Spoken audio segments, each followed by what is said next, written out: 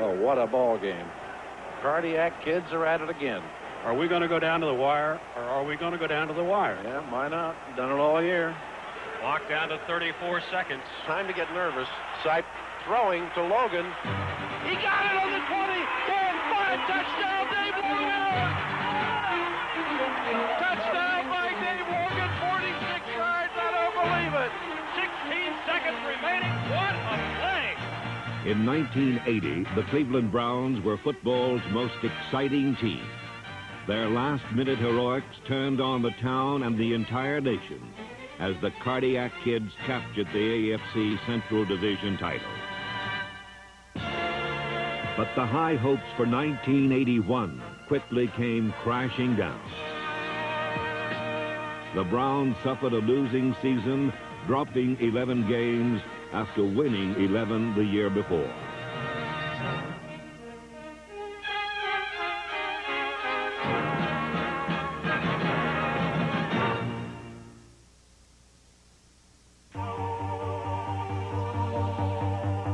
In 1981, the power of light grudgingly succumbed to the forces of darkness at Cleveland Stadium.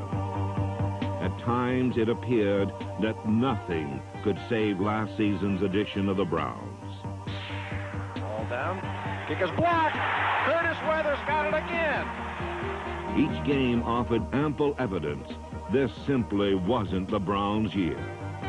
There's a lateral to a guard, and he laterals the ball again. 2 laterals. Landry's got it. He's at the 10-5 touchdown. I don't believe it. That's going to go in the Follies film for sure. Seldom were the Browns blown out of games. Time after time, they'd come close, only to have victory snatched away. A team that once had as its trademark the big play now failed to make them when it counted the most. Another weakness was the team's inability to score touchdowns once within range.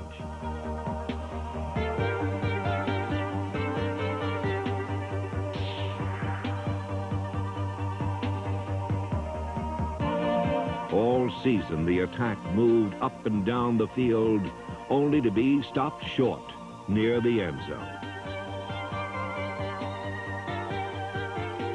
Cleveland ranked an impressive 3rd in the league in offense, but a poor 24th in scoring points.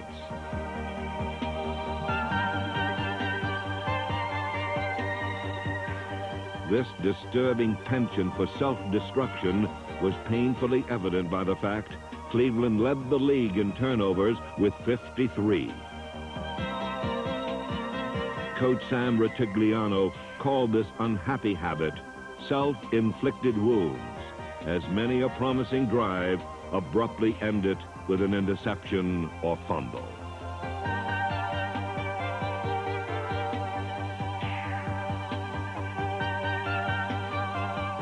Another factor in Cleveland's downfall was a rash of key penalties.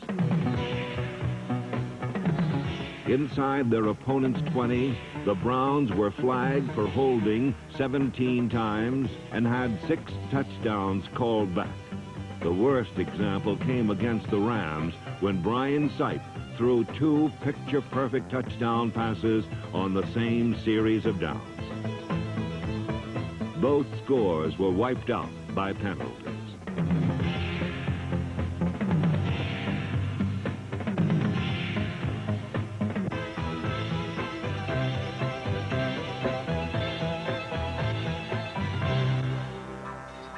An inordinate amount of injuries was another problem as the team was racked by the absence of key personnel. In the season's second week, starting free safety Clinton Burrell was lost with a knee injury. And of the 3 starting receivers, only one, Ozzie Newsome, escaped unscathed.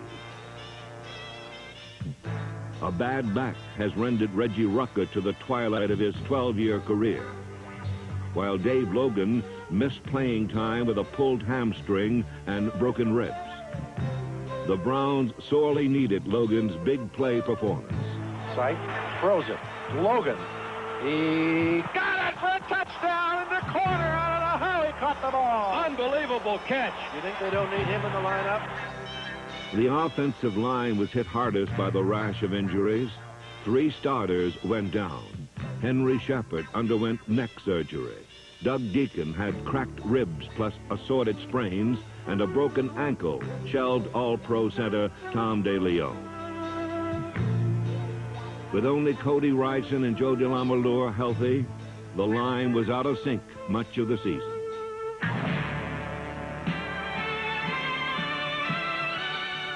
In 1980, the Browns were second in the league at protecting the passer. In 1981, Sipe was a sitting duck as Brian's pocketful of miracles collapsed.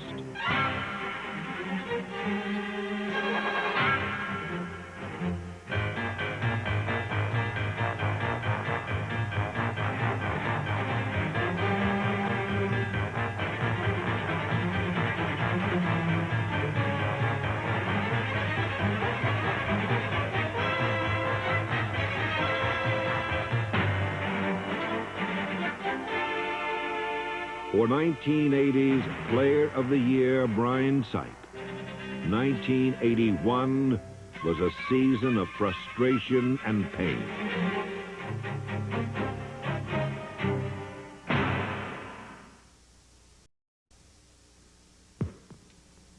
Cleveland had the chance to be cardiac kids in 7 closely fought games. They lost 6 of the 7 as mistakes haunted the Browns. In the season's second week against Houston, the defense was superb, holding Earl Campbell to 42 yards and the Oilers to just 9 points. But Cleveland could manage only 3 themselves, as 2 blocked field goals were the margin of defeat. In Denver, the Browns were driving for the winning score in overtime. But sudden death proved to be the death knell for the Browns. Calvin Hill at the 50, and he's knocked down and fumbled the ball, but I think he went out of bounds. No, it's Denver's ball. Denver got it before the ball rolled out of bounds. Browns are upset about it. Fred Steinfurt's 30-yard field goal ended the game and dealt Cleveland its most disappointing defeat of the season.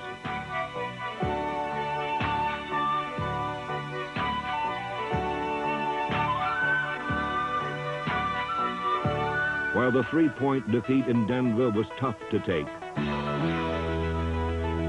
a loss in Three River Stadium was even more agonizing. Once again, the defense played well, limiting the Steelers to merely 13 points with a display of sure tackling.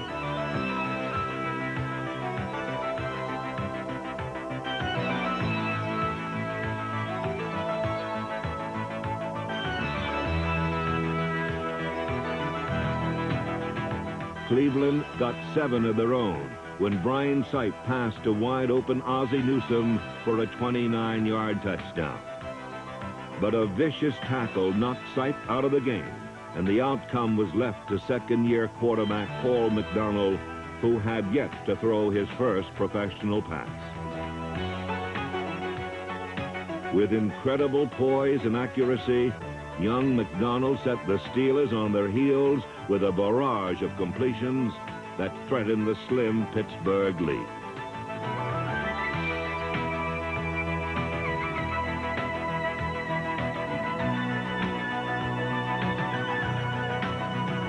The Steelers were worried, but once again, fate slammed the door on Cleveland's comeback. In this drive, he has brought the Browns from their own 5-yard line. McDonald looks to do some throws. It batted up and in, intercepted. Intercepted in the end zone after it's deflected, and it is grabbed by... For Pittsburgh, it was a close call. For Paul McDonald, Cleveland's quarterback of the future, it was a promising debut, but a bitter welcome to the NFL.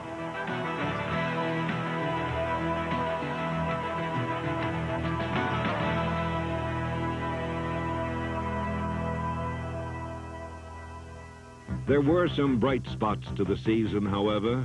Against Atlanta, a sledgehammer game plan featured the running talents of fullback Mike Pruitt and halfback Charles White.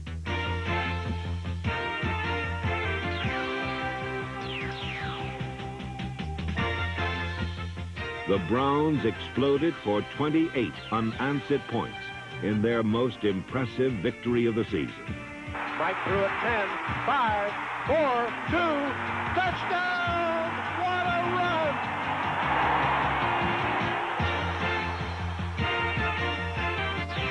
run! Against Baltimore, the air attack had its finest day. Sight was superb, passing for 444 yards and 4 touchdowns, as Brian broke Otto Graham's single-game record, which stood for 30 years.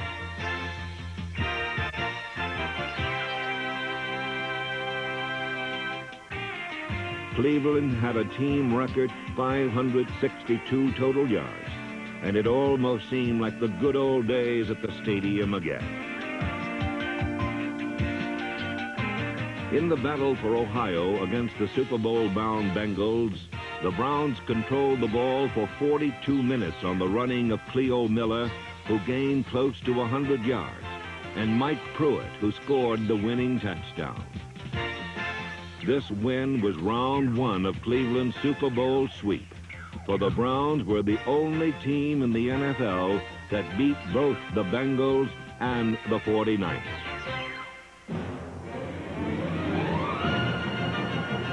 In San Francisco against the world champions, the Cleveland defense gave Player of the Year Joe Montana more than he could handle.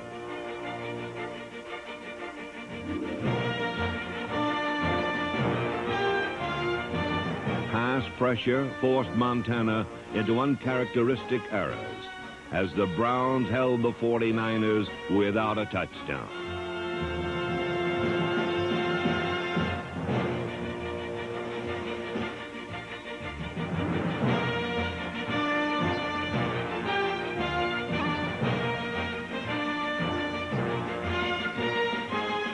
The key on offense was the left side of the line, which smothered Fred Dean. The Defensive Player of the Year never even touched Sight, who, with reliable Reggie Rucker, pulled off the play of the game. Throw to Rucker! Touchdown! He just got in! With 46 seconds showing on the clock, Matt Barr calmly broke open a tie game to give Cleveland a narrow but satisfying 3-point victory. The eventual Super Bowl champions left the field bruised and battered. It was the only defeat San Francisco suffered in their last 16 games.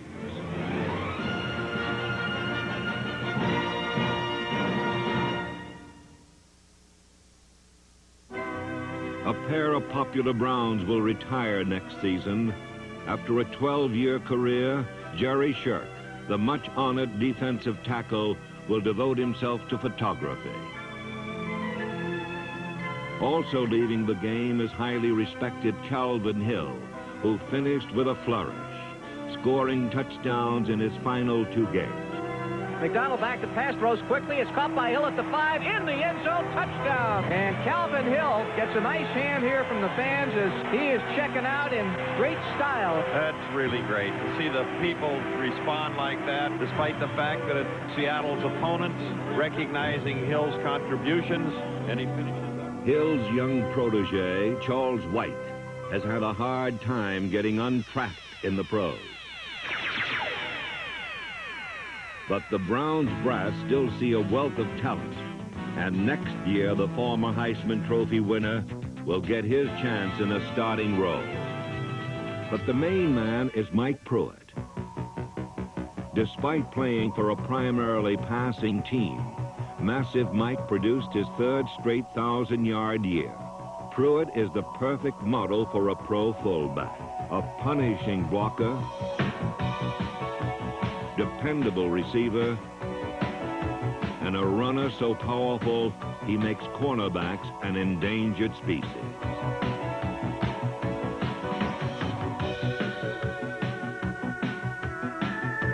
There are no better credentials for an offensive line than blocking for a runner like Mike Pruitt. On the injury-racked forward wall, the epitome of a team player was Doug Deacon, number 73. Wounded but valiant, Double D struggled but never left the lineup. He's played in 162 straight games since becoming only the third left tackle in Browns history.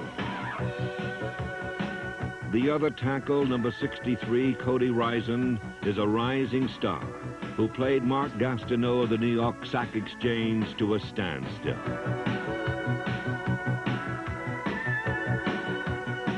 Last season also showcased the potential of young Paul McDonald, who has the intelligence and strong left arm to be a starting quarterback. Playing in place of sight, the former USC All-American passed for nearly 300 yards in less than 3 quarters against Seattle.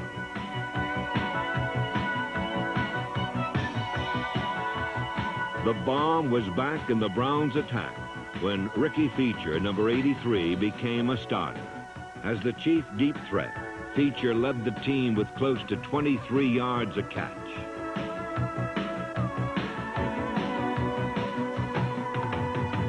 Ozzie Newsome had his best year ever, leading the team in receptions with 69.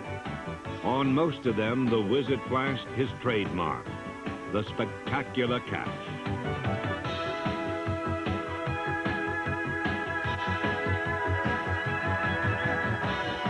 The tight end became only the second Brown in history to exceed 1,000 yards receiving in a year. Good company, for Paul Warfield was the first. While Newsome was the player of the year on offense, Clay Matthews earned the award on defense. Both young stars were drafted on the first round 4 years ago. Matthews had 5 quarterback sacks to his credit, as his speed and agility posed insurmountable problems for most blockers. With sure tackling from veterans like Matthews on the outside and number 52, Dick Ambrose, in the middle, linebacking was a source of strength.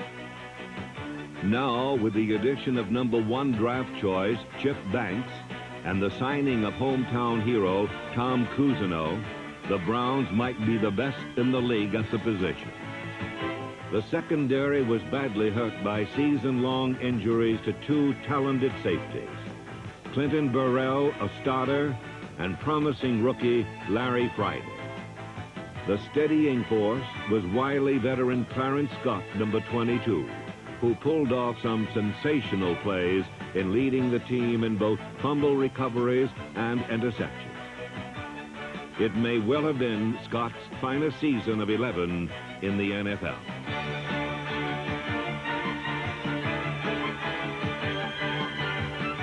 Another veteran, Ron Bolton, a man opponents tried to avoid but often couldn't, again excelled at cornerback.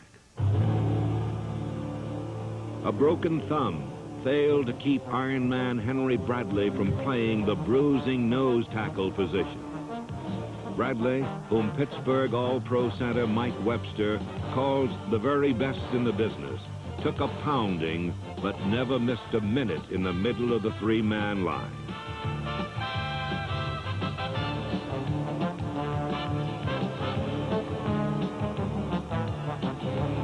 At the last spot on the line, Cleveland has a group of youngsters. Number 90, Marshall Harris, started most of the season, but after breaking his hand gave way to number 97, Buffalo Brown, and Mike Robinson, number 92. Robbie is a local kid with a fine future. If his late season surge on enemy quarterbacks is any indication, the 4th-round pick from Arizona just may provide the pass pressure the team has been seeking for some time.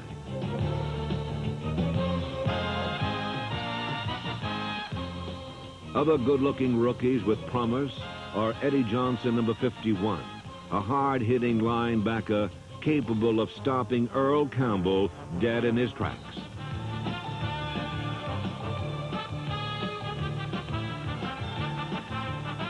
Number 1 pick Hanford Dixon, number 29, was an immediate success at the corner, and punter Steve Cox had the best average for a Brown in 9 years.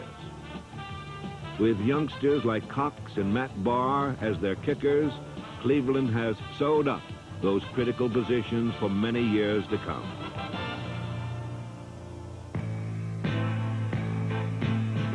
"1981, the year of parity, proved that 1 or 2 players can make a vast difference. The 2 Super Bowl participants, plus others like the Giants and Jets, showed a team can go from bottom to top in 1 year. The Browns have a unique relationship with their fans, for their support is the very best in the league.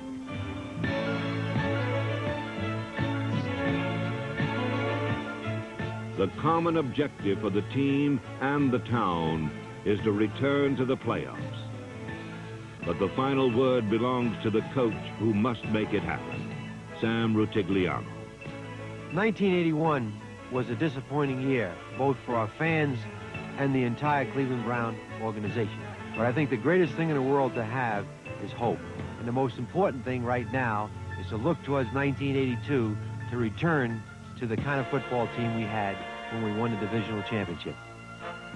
Next year, the Browns pledged to recapture the rapture of 1980. For as the '81 season has shown, 1 year can make a great difference.